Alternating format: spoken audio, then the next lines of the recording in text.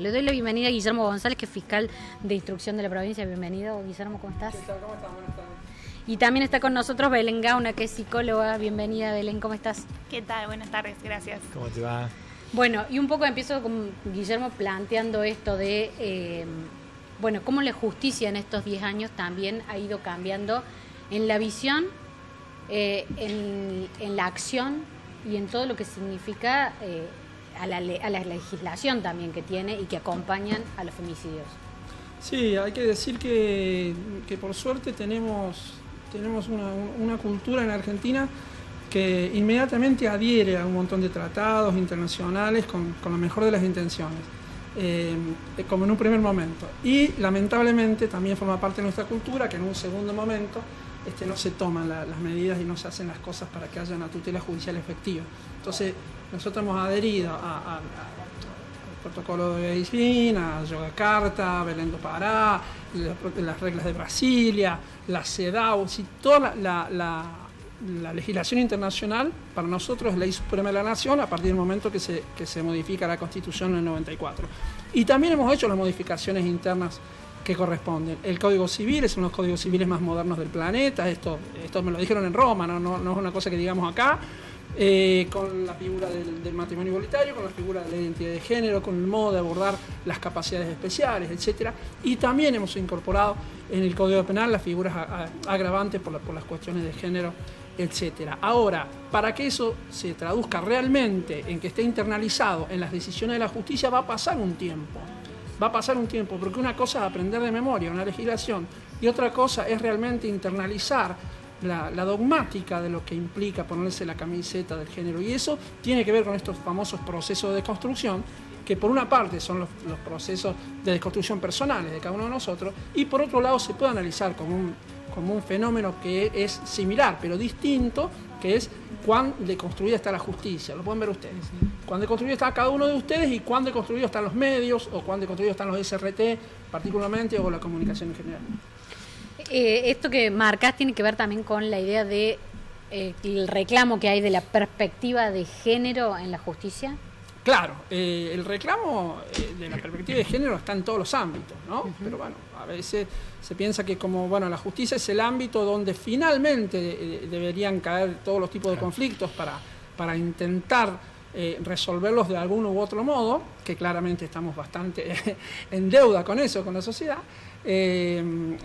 obviamente donde se pone el ojo, pero las desigualdades de género, en general, las desigualdades en los vínculos, están dadas en todos los ámbitos, ¿no? Belén, por un lado veíamos recién lo que pasó con el Ni Una Menos, que arrancó hace 10 años y la verdad que se convirtió en un movimiento político muy importante. Ahora, yo tengo la sensación de que estos últimos tiempos como que hay, no hacia el punto del feminismo, pero sí noté cierto especie de idea de instalar como que este reclamo termina siendo un reclamo solamente que va por el tema de la cuestión femenina y se lo quiere, descalificar cuando se empiezan a hablar de otras cuestiones como el Ministerio de la Mujer o un montón de cosas. ¿Notás que hay como una agresión hacia esta agenda que pusieron las mujeres, sobre todo a partir del Ni Una Menos? Sí, ni hablar. ¿Por qué? A ver, ¿cómo se explica? En realidad me encanta que lo estés diciendo y que lo estés nombrando, es una forma también de empezar a poner en debate. Yo creo que en realidad las representaciones de los diferentes problemas o conflictivas sociales se van enriqueciendo y se van alimentando de justamente estas ideas que empiezan a circular y que la misma sociedad va construyendo una verdad, ¿no? Sí. Por un lado me parece buenísimo esto de decir, no se trata solamente de mujeres. En primer lugar, se trata de personas, más allá del sexo, más allá del género, se trata de personas.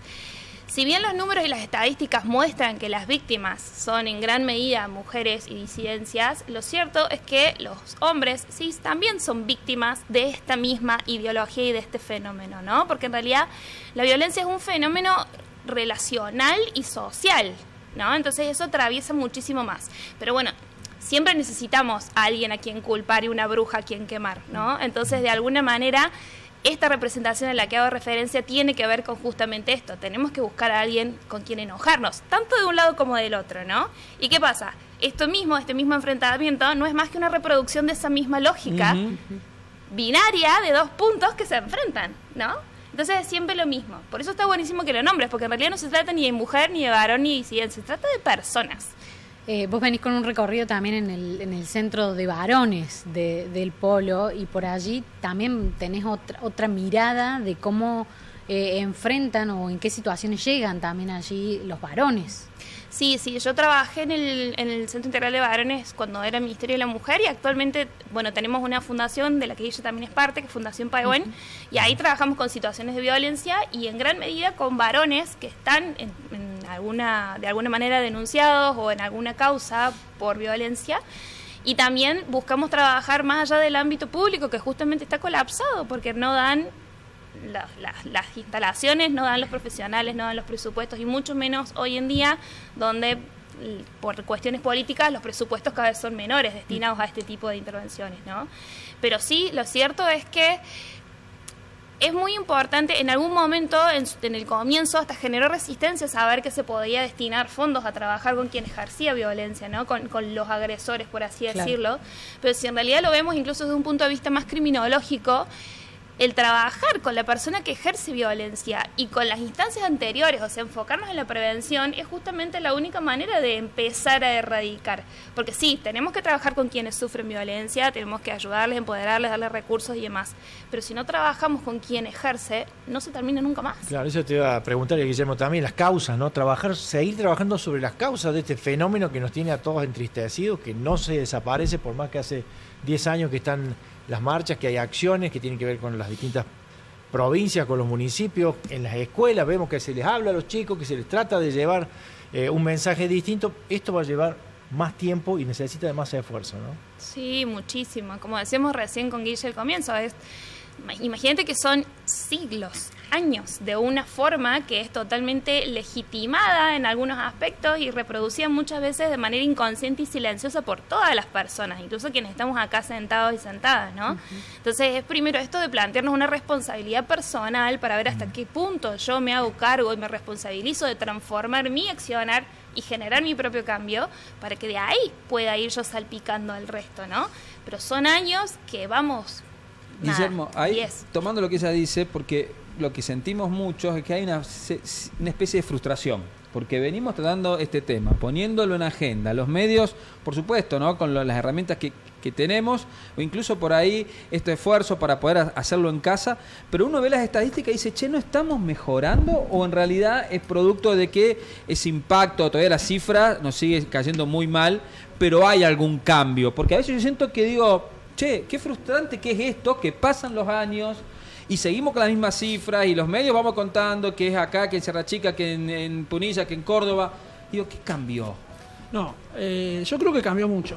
Yo creo que cambió mucho y para mejor. Y que estamos mucho mejor que antes, a pesar de lo que se hable.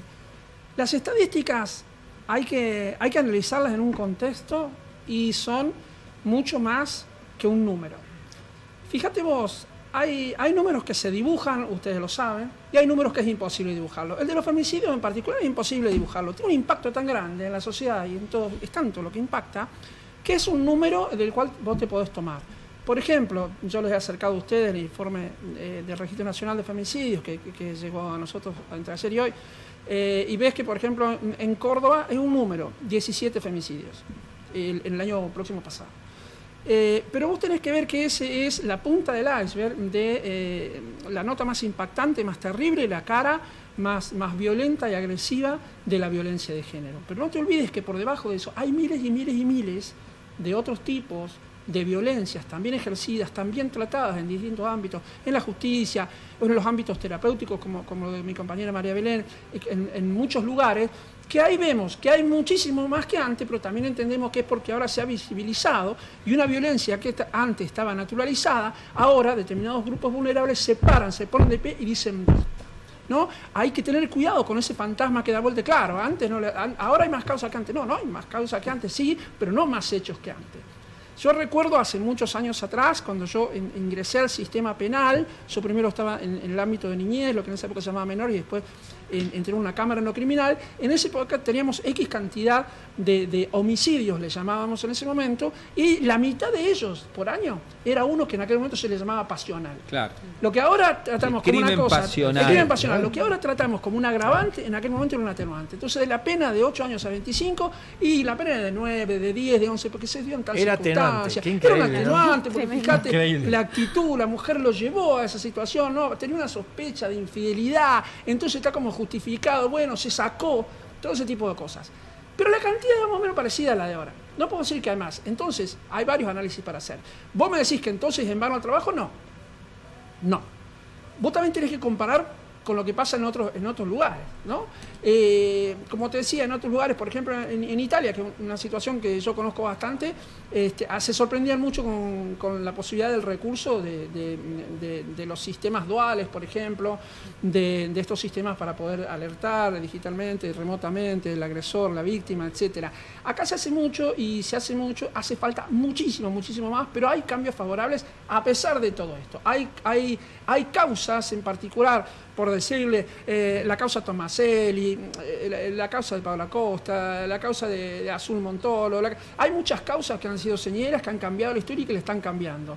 Creo que el rumbo es bueno. Después tenemos, lamentablemente, también tenemos retrocesos como en cualquier lucha, como podemos tener últimamente, advirtiendo que a veces desde las voces más importantes de la nación, de pronto se empieza a hablar un poco en contra de esto o favoreciendo algunas situaciones con algunos discursos agresivos, algunos discursos de odio que parecieran que esto sufriera cierto retroceso. Sí, no vamos a permitir... Con la baja de algunas herramientas y... Con la baja de alguna herramienta, con desaparición o la baja de presupuesto, como decía María Belén, nosotros tenemos que decirle que eso no nos va a parar, que esto no va a parar, que esto es una ola que está destinada a ser así, pero que tampoco fantasiemos con que se va a resolver en 10 años o en 15 años. Esto es un trabajo, es un camino de ida. Yo creo en relación a lo que está diciendo Guille, me parece que algo que es elemental es que las personas en general, la sociedad en general, podamos realmente comprender qué es el género, qué es la perspectiva de género, qué es la violencia de género, porque en realidad mucha gente cree esto, ¿no? Que es hombre y mujer, y cuando un hombre le pega a una mujer, y en realidad es tanto más que eso, tiene que ver con una ideología, con una forma de pensar que ni siquiera somos conscientes, y que también tenemos que entender esto. Cuando hay ciertos órdenes establecidos, cuando hay ciertas posiciones que tienen beneficios adquiridos por justamente todos estos procesos históricos, cuando ese orden empieza a tambalear, quien tiene el control se desespera. Entonces, la forma de manifestar ese temor, esa resistencia a perder ese control, es cada vez más cruenta y es cada vez más material. Yo pensaba, ¿puede haber que haya una contraola de violencia como respuesta a la ola de las mujeres o a un colectivo social pidiendo justicia? ¿Puede ser que eso active una contraola? Bueno, en realidad sería una resistencia. Una resistencia. Claro, lo que sería el movimiento feminista es una cuestión más de resistencia, se resiste, pero la intención justamente es la de sobrevivir. Quien ejerce violencia tiene una intención de controlar, de dominar, de someter. Entonces, cuando tenemos esta intención tan radical, esa es justamente la esencia del fenómeno de la violencia y la que es importante comprender. Porque muchas veces la violencia es invisible, no se ve, no se detecta, y la resistencia es mucho más cruel, mucho más grande, mucho más gráfica, y se juzga mucho más porque se ve que la que no se ve. ¿Y cuáles serían las nuevas herramientas que se pueden llegar a utilizar, a poner en marcha de cara al futuro para seguir en esta carrera, ¿no? Para tratar de frenar, morigerar, achicar, eliminar este fenómeno de la sociedad? Bueno, hay varias cosas. Una de las primeras que tenemos que hacer, y en esto necesitamos imperiosamente de ustedes, de los comunicadores, es, por ejemplo, desterrar algunos mitos para poner en claro dónde estamos parados y así poder saber hacia dónde vamos. Primero, no es un problema de varones contra mujeres. Ahí está. Para empezar. Segundo, no son los varones los malos de la película y las mujeres las buenas de la película. Esta situación viene a existir a partir de un pensamiento, que es el pensamiento patriarcal, que decía Belén hace un rato, la lógica binaria, la lógica del enemigo, esa que hace que en todo tipo de vínculos, cuando hay un abuso de poder, los conflictos siempre se resuelven en favor del más fuerte. Y eso es algo que excede al género. Excede al género todo el tiempo. Nosotros nos gusta decir que hay, como se suele decir ahora, un hilo rojo que une en definitiva aquella conducta del psicópata que mata a su compañera de 27 años juntos con 3 hijos, la termina matando cruelmente con lo que hace Rusia con Ucrania. Creemos que esto, la raíz de esto, es un problema vincular, es un problema de las relaciones. A través de los siglos, nosotros hemos aprendido a vincularnos de un modo en el que, como si fuera una pareja, siempre hay al principio una cuestión de enamoramiento, una cuestión de que estamos bien, de que nos hacemos fuertes en las cosas que tenemos en común. Pero llega un momento que hay una tirantez, que hay una diferencia. Y aparentemente durante siglos no hemos encontrado mejor modo que al final de cuentas siempre el conflicto se va a resolver en favor del que tiene más poder de los dos. Y ese es un modo perverso de solución de los conflictos. Vos me decís, ¿cuáles son las nuevas herramientas? Trabajar sobre eso, trabajar mucho en la educación, visibilizar desde ese lugar para que aprendamos a vincularnos nuevamente. Lo que no es fácil, porque nosotros que trabajamos mucho con capacitación, etcétera, cuando vamos a hablar con quienes hablemos, con alumnos, con colegas, con otros profesionales, etcétera, en algún punto cuando hablamos de estas cosas lo estamos poniendo en crisis. Porque es duro decirte que yo venga y te diga, mira Miguel, tenemos que aprender nuevo, porque sabes que hay cosas que te dijeron tus viejos que no está tan bueno. Hay cosas que te dijeron esos profes que vos querés mucho, que son referentes para vos, que te lo que dijeron, mirá, no era tan así. Y entonces a vos te ponen, que dicen, pucha, me vienen a modificar cosas que yo tengo muy instalada en forma de mandatos culturales muy fuertes, a los cuales, como ustedes saben, culturalmente los argentinos respondemos mucho más a mandatos culturales que a las reglas escritas, que a las leyes. Por ejemplo, en una comunidad de varones, habitualmente, ¿no es cierto? Bueno, es posible que yo me calle la boca si un amigo mío es violento con su pareja mujer. Ahora, si alguien se mete con la hermana de otro amigo de la barra, es una cosa terrible, no puede ser, y lo juzgamos de un modo terrible. Mirá lo que es el mandato cultural.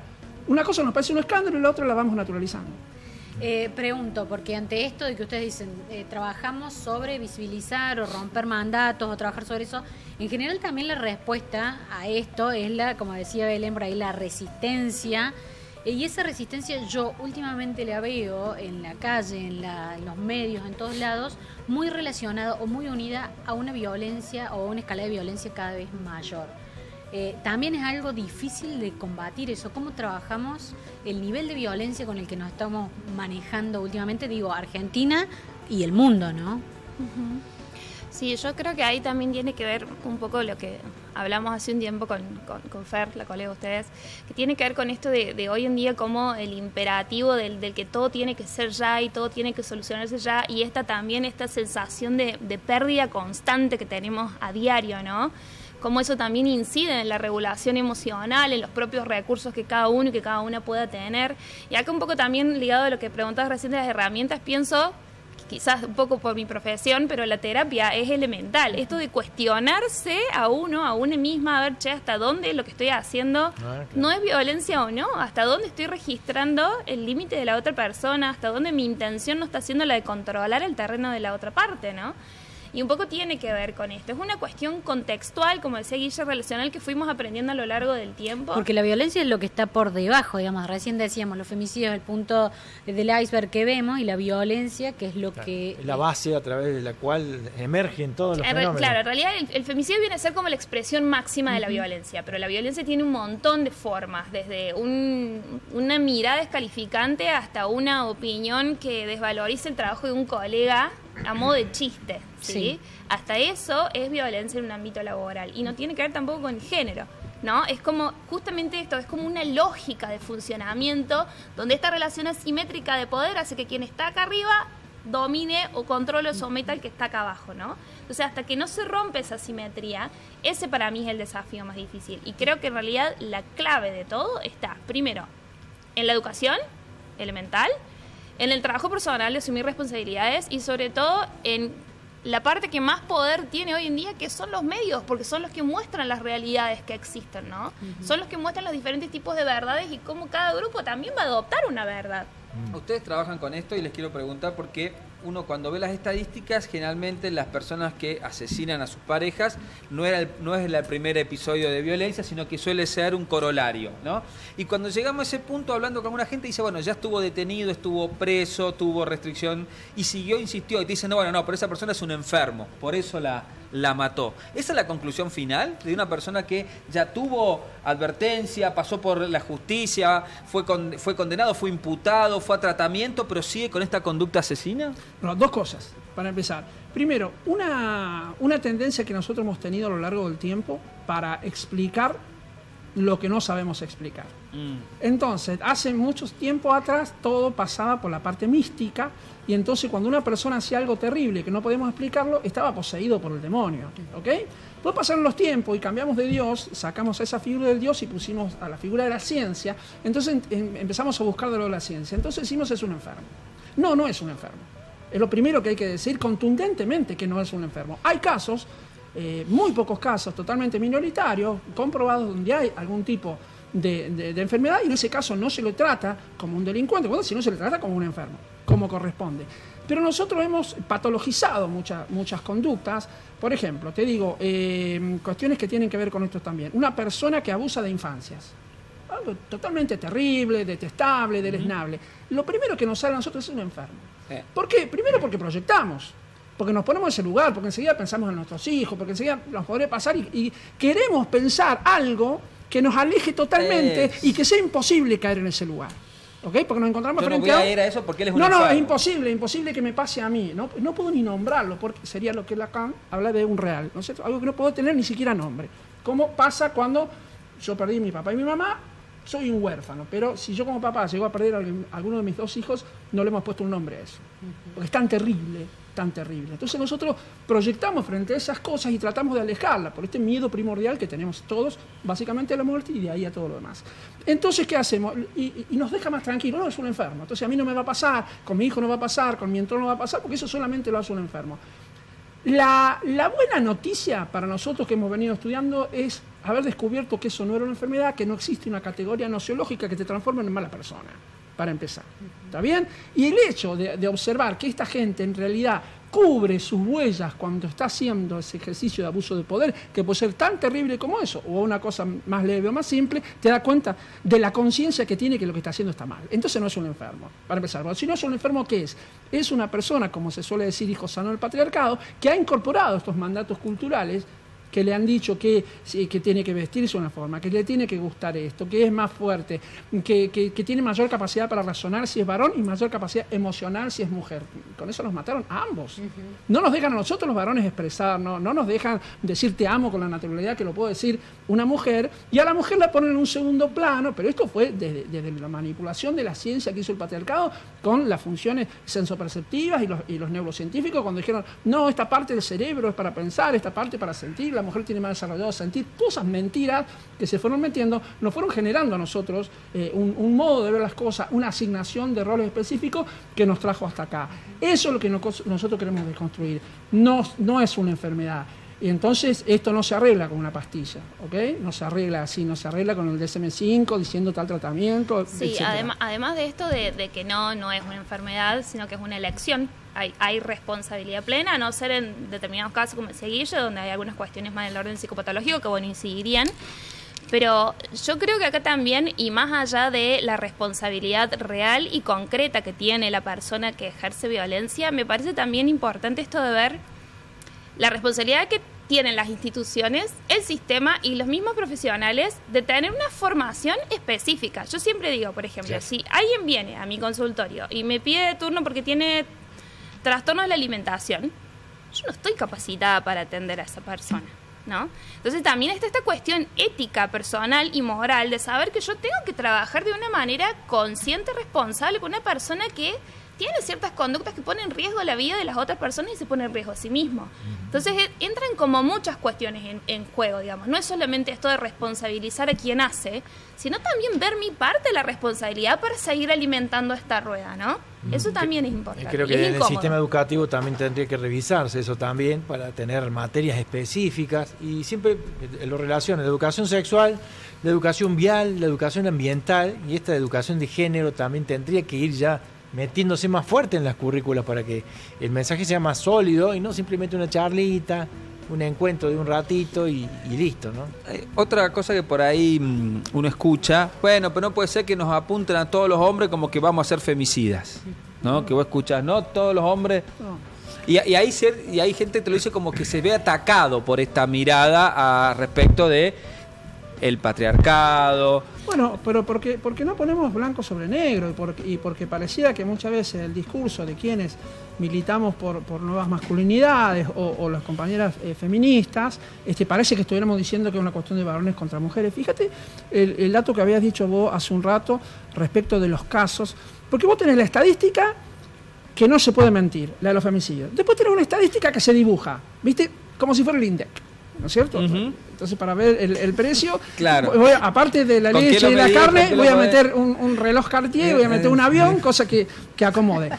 Podemos pensar que a lo mejor en los hechos medios, en la violencia media, también se puede dibujar algo. Pero hay otra estadística que es imposible de elaborar, imposible de saber, pero los que trabajamos en el campo lo entendemos de algún modo. La pregunta es otra.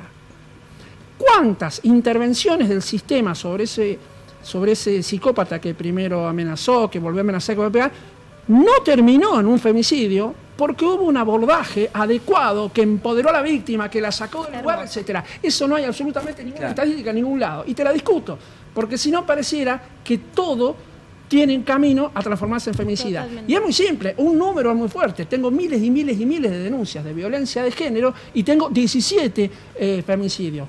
¿Me conformo? No. ¿Me parece poco 17? No. Lucho contra eso, pero entendamos el contexto. Pero para leer toda la película no te puede quedar con la foto solamente de esos 17 homicidios. Exactamente. Eso visibiliza el fenómeno, ¿no? Y esto que decía también de las responsabilidades generales, ¿no? De todas las partes. Y esto también, y está buenísimo, y eso es lo que decís, porque, a ver, doy fe de mis propias estadísticas, de mi propia agenda, digamos, de que hay muchos varones con los que trabajo que han hecho un proceso de transformación increíble y viniendo de situaciones muy riesgosas, justamente por esto, por asumir una responsabilidad que llega a un recuperación. cambio. Sí, hay aprendizajes futuro, nuevos, claro. Sobre todo. Mirá. Belén Gauna, Guillermo González, muchísimas gracias. Nos han dejado también con un halo de, además de repasar las estadísticas, también con algo positivo, con algo de avance, de aprendizaje, de creación general, digamos, el aporte no solamente desde el colectivo de mujeres, sino el aporte de toda la sociedad y un futuro por delante para seguir aportando. Gracias, Guillermo, gracias. Yo me acuerdo, Belén. cuando se ustedes. decía, no se cuentan los aviones que llegan, son noticias los aviones que se caen. Totalmente. Claro, ¿no? acá sería, claro, rige también para... Digo, para tener también una mirada un poco más completa de lo que viene pasando con este fenómeno, que a veces los medios de comunicación, y haciendo el mea culpa que nos corresponde, totalmente, hacemos ese día, la nota, el número grande, y al otro día ya pasamos a hablar de otra cosa sin solución de continuidad. Bueno, entonces te queda eso por ahí en el inconsciente. Hoy es un día para repasar todo esto, ¿no? En que por lo menos SRT Media está en ese lugar, en repasar, totalmente, en buscar esto, en buscar también un mensaje positivo para el resto de los años que nos quedan para adelante y para invitarlos, por supuesto, entonces también a Colón y Cañada a las 18 horas para que marchemos todos juntos.